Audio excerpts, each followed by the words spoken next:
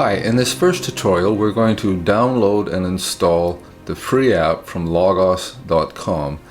So first of all, navigate to www.logos.com. When you arrive there, click on Bible Study App on the left hand side of the page, and when the pop-up menu populates, go down to the very bottom of it to the Logos Free Edition and click there. And you can simply go directly to this button here and get the free app. If you would rather peruse this a little bit and see exactly what you're getting, then just go ahead and scroll down here. You'll see some more promotionals for Logos Bible software. And if you just keep scrolling on down, you'll get to the place. There's the free app there. Install this one, not Fundamentals. Fundamentals will cost you $50. We're going to use the Logos free app. And at this point, it lists some of the resources that are available to you through this free app. And so you get these 5 English Bibles. We're going to download an additional free resource, the SBL Greek New Testament as well, and add that to that, which is another free resource. And so if you continue scrolling down, you'll get to the place where it says, what's the difference between access and ownership? Well, if you were paying for the resource, you would own it. But because it's a free resource, they're simply giving you access to these resources, access to the Bibles. You don't own the Bibles. And so you might want to just read that to see what's involved with that. So once you've satisfied that you want to install this on your computer, just click the Start Free button here. That will take you to this page. And if you hit the download button, it will ask you to create an account in Logos. Now that doesn't mean you need to supply any credit card information. All that means is that you need to have an active email address that you can enter in and create an account in Logos. You have to have that in order to download the program. Then you simply follow the steps and the program will be downloaded onto your computer. It could take a little while. You'll open it up and it will do something called indexing. That is, it'll take the resources and it'll make them basically usable. So be prepared for this to take a bit of time. Go have a coffee, take a little break from your computer and come back and it will be all finished for you. But it's going to take a bit of time on the initial download. After that's completed, I want you to come back to this site again and download the other free resource we talked about. So when you're back here at Logos, go to this menu, the search menu, and simply type SBL. SBL, enter.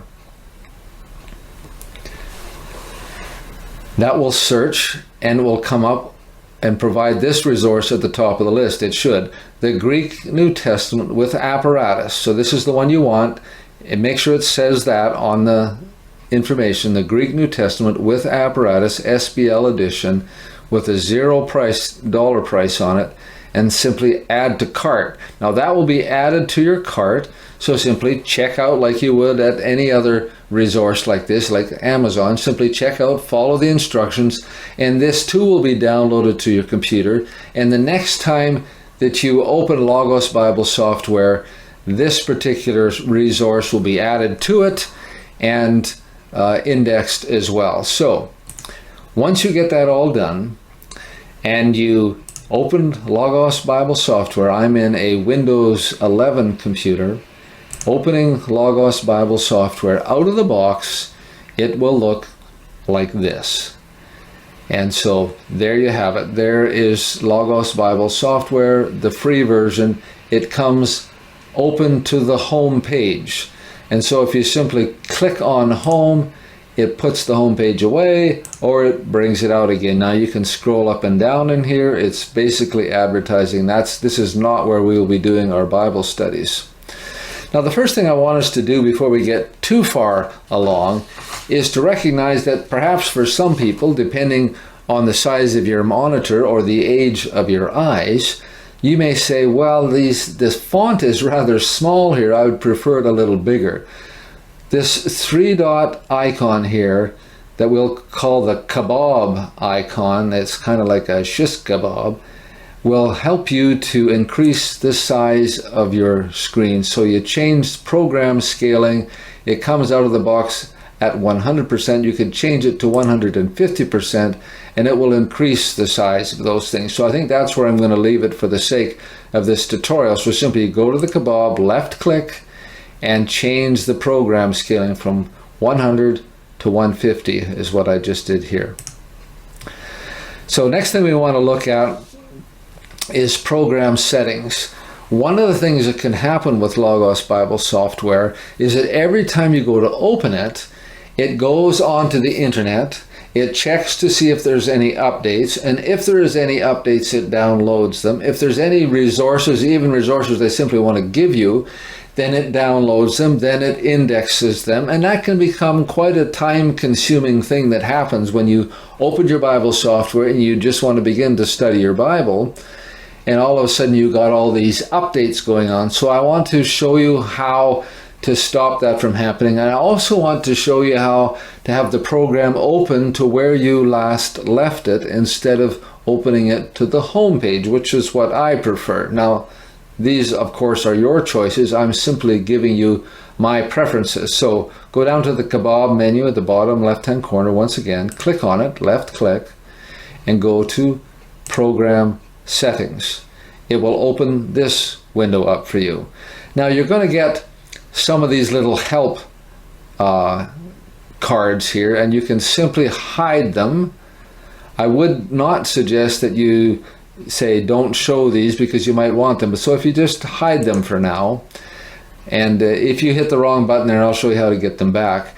And so we're in the program settings, and it says at startup open to home. So that will open to where we were right here. This is how it will open every time you open the software if you leave that the way it was. I would suggest that you change that to most recent layout local. Now you can install Logos Bible software on multiple different resources, and so that's the difference between any and local. I'm expecting that you've only got it installed on one resource, so you say most recent layout local, which means that the next time you open the software, it's not going to open it to the home page, but it's going to open it to the last place you left it. So if you had some resources open, they're going to be open when you return to the software. So a couple more things and we'll be done with this initial tutorial. So if you just scroll down from here, we'll get down to the place, we'll change some of these a little later on here as they come up. And so we'll get down to internet. So you're in program settings. So if you've lost me here, you hit the kebab menu, you hit program settings, you can minimize that out of the way, and you scroll down, down till you get to internet. And so you can turn internet right off. Now, if you are severely short of resources, you might want to do that. The only problem with that is there are certain aspects of the software that won't work, not crucial ones, but there are certain aspects of the software that won't work if you turn this right off. Here's what I would suggest if you have, some moderate resources, is simply instead of having this set to yes, automatically start downloads, say no. That is, it will tell you, the program will tell you that there are resources to download, and you can choose when you want to download them. I think that's a nicer option. Download new books, and you'll say no. Well, it'll tell you that there are new books to download, but it won't automatically begin to download them for you. And I would just go ahead and say no to show community ratings and show community tags. If you want to know more about these things, just hover over the question mark and it'll tell you what they are. So I would suggest that you set up the program just like that. So that means we'll just close this now. We'll just open a Bible. That's how you can open a Bible. And now we're just going to close the software program. And if we open it again, that's where it should open to, just where you left it. So there we are. I had opened that Bible to John 1, verse 1. So when you close the program, you simply navigate your way off over to the right-hand top corner where the little X is there, hit the close button, the program closes. Thank you for your time.